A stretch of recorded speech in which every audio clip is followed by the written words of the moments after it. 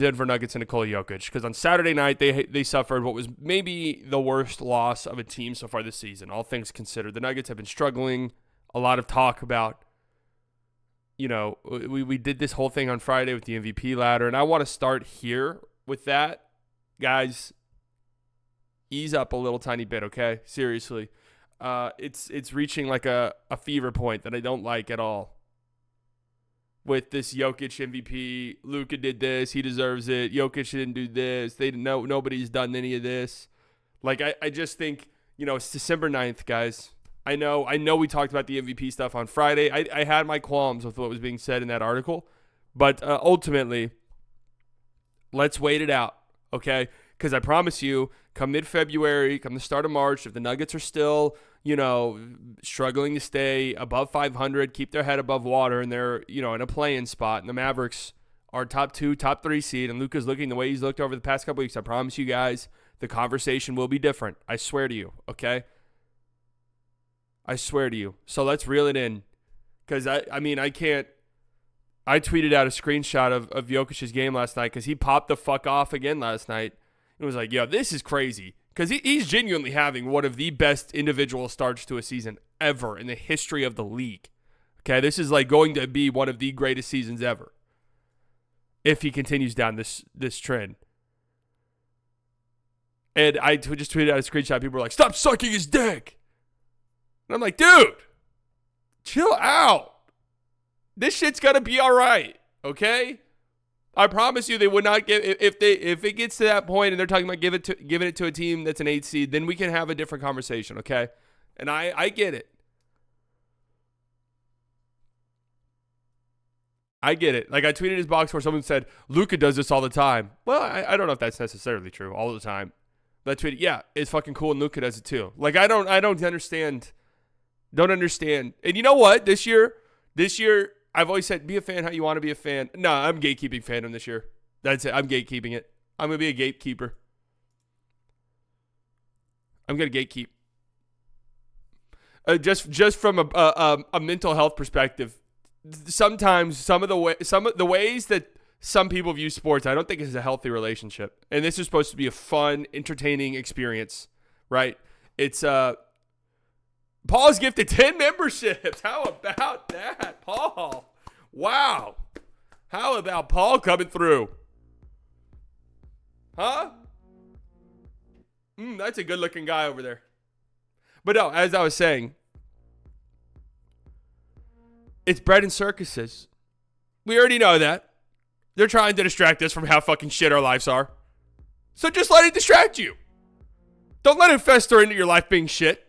Because you wake up every day and you have to get into an argument on Twitter. And then you have to go out and seek somebody who's saying something that's going to piss you off. You know what I'm saying? But also at the same time, if you really do get enjoyment out of that in some weird psychotic way, then go for it. Just go for it.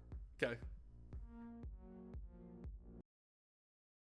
We did it last year towards the end, ramping up our Luka MVP discussion and stuff. But that was in March and stuff. I think that's when we could start getting there.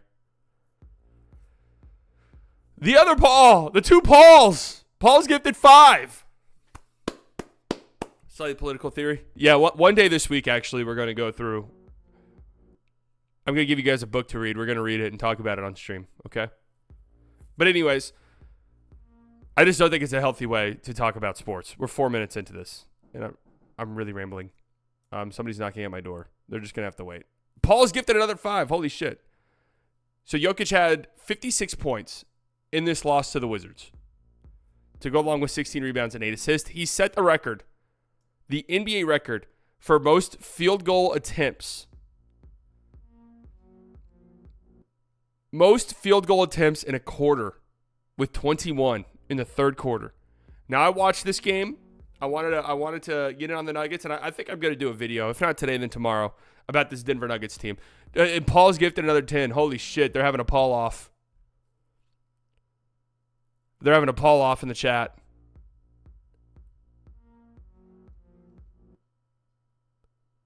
Thomas, welcome to the Slightly Delusional Club. All right. So, the Nuggets. What, are they cooked? Well, it depends on what you mean by cooked. Is this a team that's going to contend for a championship this year? No. I don't even think Jokic putting up a Herculean effort against the Wizards like this wasn't even enough to beat the fucking Washington Wizards, right? A lot of different problems. They don't shoot enough threes. They don't have enough three-point shooters. Off the rip, huge problem. Huge red flag for a team. Massive. Here, I'm gonna mute this sound so I can keep talking without that sound being in my ear every 5 seconds. We do love the Paul. I got auctioned. We love the Paul supremacy in the chat, though, absolutely. Paul Atreides. That shit was hilarious with Timothy Chalamet on College Game Day. But they don't shoot threes. They don't shoot enough threes. They don't have enough good three-point shooters on their team. Michael Porter Jr. has been fantastic this year. He was 0-5 in this game, but I think he's been really solid. But we know Peyton Watson doesn't really hit threes. We know it's a problem for Christian Brown. We know that's not Russ's game. Jamal Murray's been dog shit this season. And Julian Strawther, who's supposed to be like this offensive guy for them off the bench, can hit threes, we'll sacrifice a little defensively, but we got to have his offense out on the court. He hasn't really done shit this year either. So their supporting cast has been quite underwhelming, and that's alarming for them, obviously, because they've really taken a swing on some of these guys. Right? They let KCP walk. They couldn't really afford him, but they felt comfortable thinking that, hey, we can replace that in the aggregate with the guys we have on our roster. Bruce Brown, we don't need to pay him. We can replace him with the guys we have on our roster.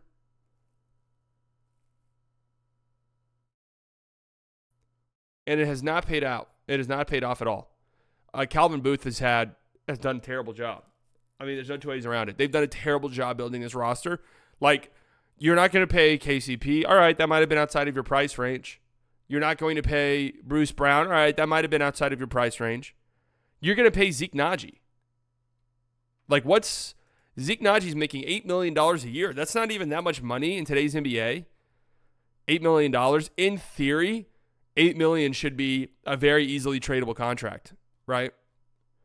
But this guy's unmovable. He's in year one of a 4-year, $26 million deal, whatever it is, $30 million, $34 million. He's literally unplayable. He doesn't play. He stinks. And I saw a report that they'd have to attach a first-round pick, which I believe they might only have one first-round pick to trade, just to get off of Zeke Naji. I mean, what are we talking about here? He stinks, folks.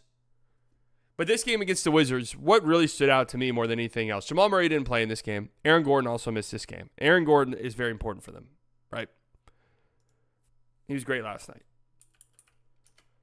But their defensive intensity was awful. And that's kind of a buzzword that you can just say when a team looks bad. Their defensive intensity wasn't there, and everyone would just be like, all right, yeah, that's fine. That's cool. You might be right.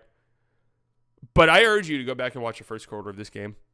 I mean, there was probably 7 or 8 different possessions where a guy on the Wizards is shooting an open three. The Wizards in this game, by the way, 41 threes. Jordan Poole went 9 of 20 from 3. 9 of 20 from 3. The Wizards went 16 of 41 as a team. But I urge you to go back and watch the first quarter of that game. And how many times the Wizards got a bucket, whether that was an open three, somebody was late to close out, rotations were late, a contest was too late, or there was no rotations or closeouts at all because guys were just standing the fuck around. I believe it was a Justin Champagnie three on the left wing in the first quarter. Bub Carrington is cutting baseline. Christian Brown's following him. Michael Porter Jr. picks him up, but Christian Brown stays with him. So Justin Champagnie's wide open on the corner. I think it's supposed to be Christian Brown who just passes off Champagnie to MPJ and then closes out or passes Carrington to MPJ and then closes out on Justin Champagnie. Doesn't do that wide open three. Everyone's standing around looking at each other. That was the entire first quarter. Anytime the Wizards score, everyone was looking at each other like, what the fuck? I thought you were supposed to pick up. No, you're supposed to pick up. No, you're supposed to. Just disjointed. and out of it. And then that led to Nikola Jokic. I mean, how often have we heard Jokic talk in the media about stuff like this? Jokic, post-game, just straight up calling out his team in a way only a Serbian can. When a foreign guy starts to hit the back in my country thing, oh, things are bad.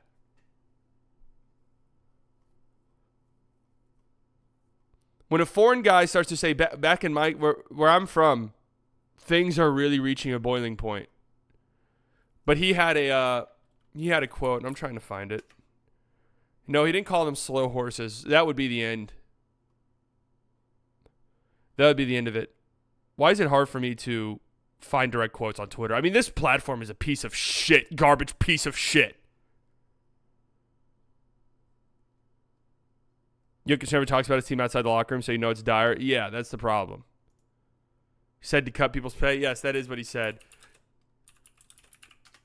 I'm just Google searching it. Here it is, right here. Nikola Jokic argues his teammates deserve reduced pay when they don't perform well. You're going to get a paycheck that is a little bit less than you are worth. Oh, man. Denver Nuggets star Nikola Jokic reflects on the Nuggets' struggles and calls out his team following their shocking loss to the Washington Wizards. A reaction to my country, where I'm coming from, after this kind of stretch, you're going to get a paycheck that is a little bit less than you are worth. So maybe that's what we need to do. Maybe a little motivation that way. Now, he was kind of laughing when he said this. But it still is pretty funny that he said that. Could you imagine if they did that? It's like, hey, man, you're 26% from three over the last 2 weeks. We've cut your paycheck down. That's 20% less than what we want out of you, so your paycheck's 20% less. James Harden, when he plays in China after a tough playoff loss, back in my country after a game like this, we go to a strip club. You know what's crazy is Harden would do fucking gangbusters over there. That would be sick if Harden's like retires from the NBA but still plays like a year or two in China. That would be massive. That would be sick. I want a player to do something like that. Jamal and MPJ got max contracts, bags dragging them down. The Jamal contract, absolutely. Michael Porter Jr. making that much, yeah, he has been good for them, though. But this is, whenever I was at Roller Town on Thursday night, when Mavs were playing the Wizards, we were talking about this. I was like, there is going to be a game where Jordan Poole just pops off for 40 points and he's taking a trillion shots. Like, he's going to do that. You just pray that it's not against your team. It, unfortunately for the Nuggets, have maybe the worst possible time. It was against them, where he finished with 39 points.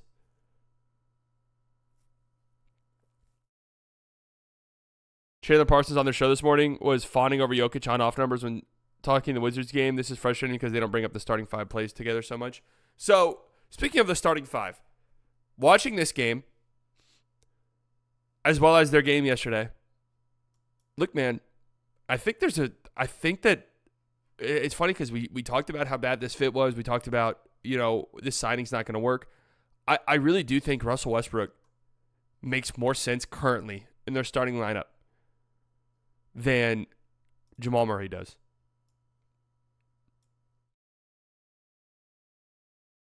And I don't know if that's something that's even possible for them, but I just like the pace that he plays with. Him and Jokic already have a great two-man game. I mean, that's not that surprising. But his energy is much needed on a team like this. His pace is much needed on a team like this. And the way Jamal Murray's stinking it up, like, I don't know, there might need to be a shakeup. And then maybe you can just tell Jamal, hey, you've got the bench unit. You've got the bench unit. Go out there and do some shit. Don't be afraid. Go out there and play your game.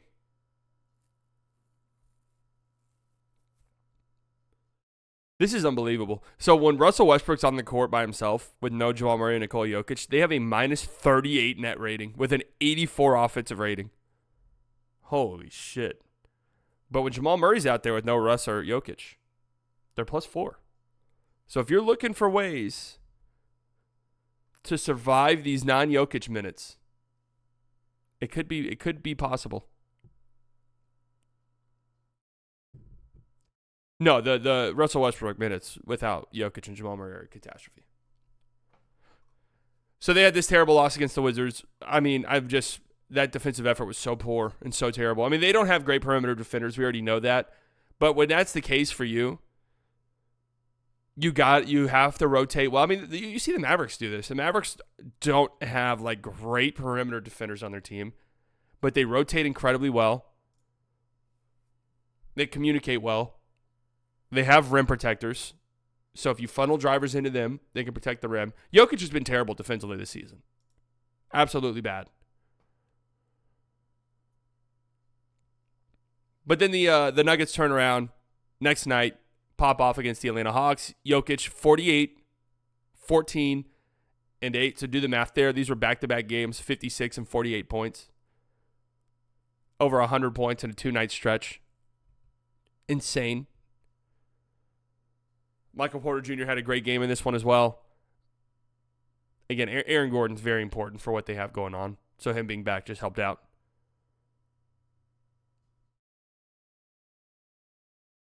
What's their schedule? Who, the Nuggets?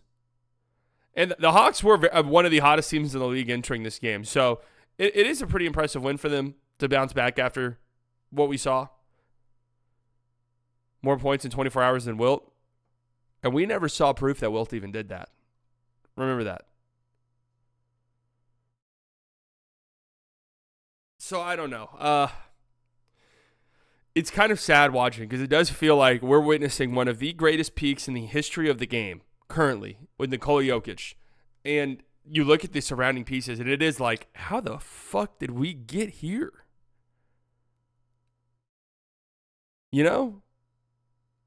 How in the fuck did we reach a critical juncture where you have a player that you paid $8 million in Zeke Naji who's so shit and so bad that in your other center addition that you added in the offseason, Dario Saric, has also been terrible. DeAndre Jordan's getting minutes in 2024. DeAndre Jordan hasn't been a playable NBA player in 7 years.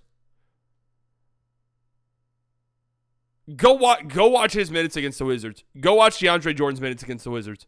It feels honestly kind of bad. Why do I say it feels bad?